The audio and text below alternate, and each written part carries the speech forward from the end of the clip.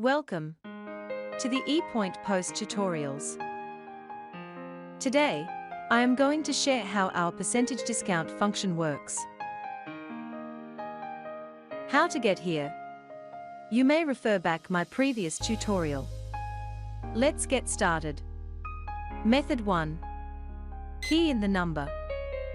Hit the Manager function button. Hit the function button. Now back to item page. Select the item. It is done. Method 2. Key in the number. Hit the Manager function button. Hit the function button. Select the item. Hit the special function. It is done. End of day at X and Z report is captured under the Discount Details section. Enjoy learning. That's all for now. Be sure to check out with others tutorials.